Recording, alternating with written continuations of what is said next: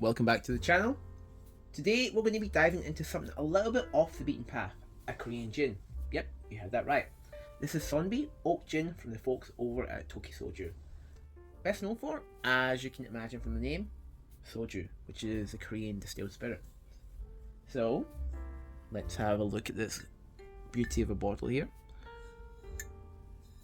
It's quite a tall bottle actually, similar to Toki Soju's main line, which is Soju's, of course. They have the same style of bottle,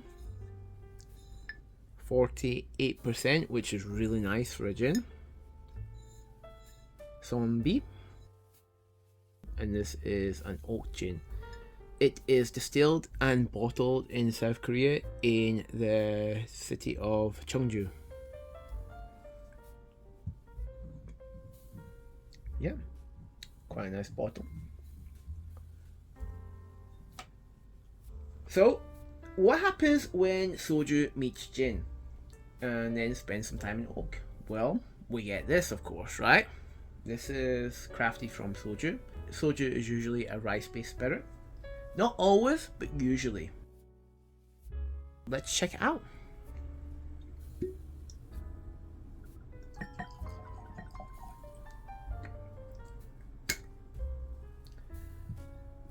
So in the glass, it actually pours a nice pale gold colour, which is quite nice.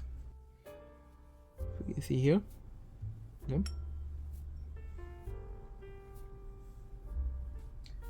Yeah, it's not something you usually see in gin actually. Usually gin is clear. It's not often you see an oak gin.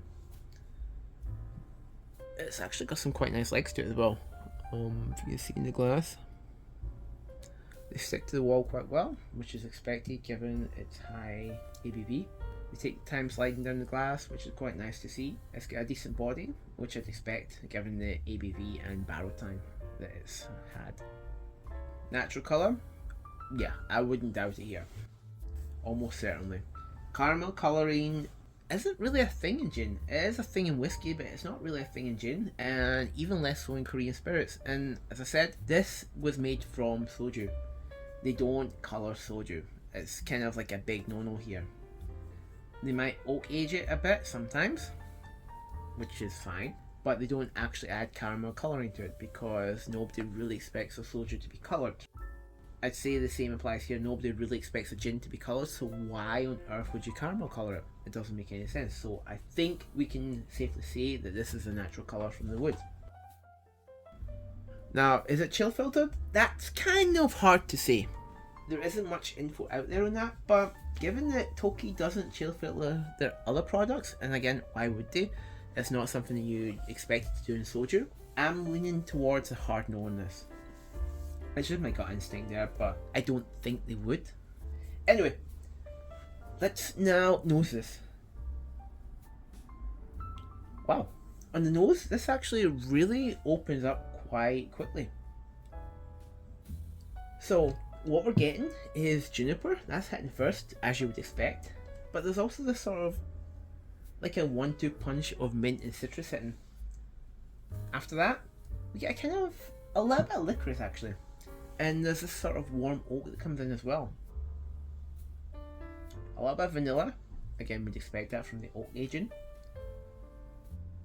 And some brown sugar too. That's interesting because that's not something you'd usually find on a gin. But as I said, this is oak aged, so usually oak would give like the vanilla notes and the sugary, like brown sugar notes. The more I nose it, the more I feel this sort of medicinal edge to it. And it's not like a bad medicinal edge. It's sort of like a herbal sweetness. There's this kind of like really unique green note that it's got going for it. Kind of like arugula actually. Peppery, slightly bitter, and a little bit vegetal.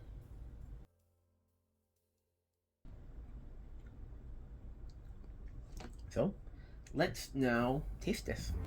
See how we go.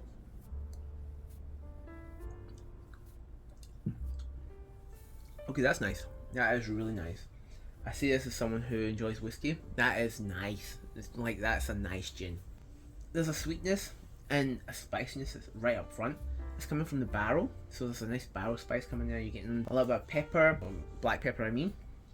You're getting a little bit of cinnamon, a little bit of cloves, a little bit of nutmeg coming through. There's some vanilla as well. Then there's this sort of sweet and slightly bitter orange note that comes through. It's, I guess, like sweet oranges and bitter orange like peel, like fine out. Then we're also getting this juniper note.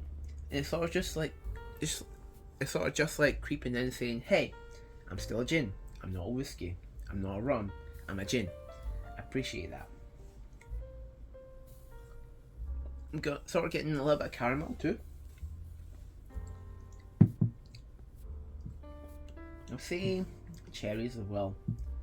It's smoothing out though. The closer it gets to the finish, the smoother it gets. It's not that complex, to be honest. It's got a nice personality to it. It's like someone crossed a whiskey and a gin together.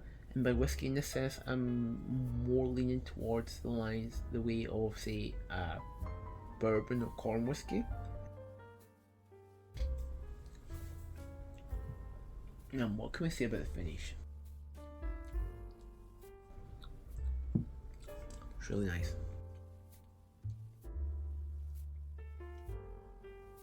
I think I might have found my favourite gin actually.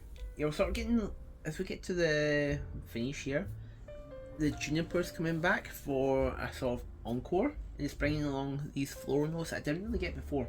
And it's almost like flower blossoms actually. Like spring flowers. And it's all backed by this very nice, very soft vanilla that's just sort of giving it like a backbone. It's really smooth, and honestly, this is a really nice way to end a gin. You can absolutely drink this without any mix at all. This is something that can be sipped, and I don't know if that's a good thing or bad thing for a gin, because usually we use gins in cocktails, but this is definitely a sipper, 100%. The oak influence is very subtle, but it's very effective. And the botanical note, it brings a balance to it. The whole experience here is delicate, yet deliberate. It's like they were looking to bring the best of gin and make it so that it can be very accessible to everyone. And honestly, I appreciate that effort.